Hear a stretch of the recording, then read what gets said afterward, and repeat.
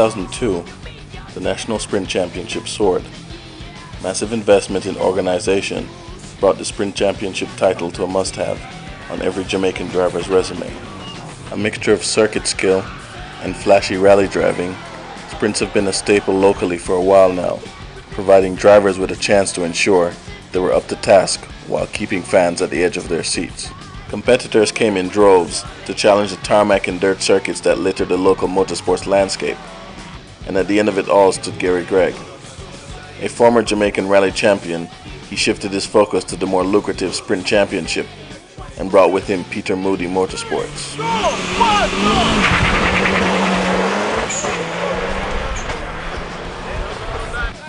Backed by the race preparation company responsible for many a circuit championship, Gregg dominated and forever changed the face of local sprinting.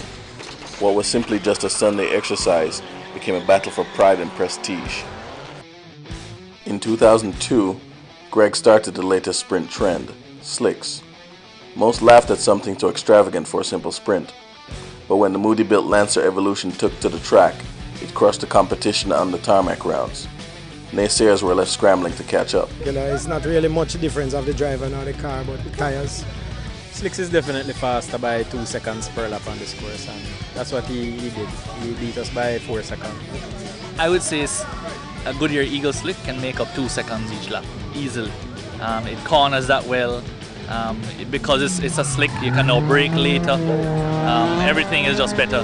If you notice, even with the move off, almost all the four-wheel drives are spinning the tires on the move off, and Gary Gregg you'll rev the car and all of a sudden the car will just shoot off, and that's because of the slicks also. It's not like his car is faster than the rest, it's just that tires makes the difference.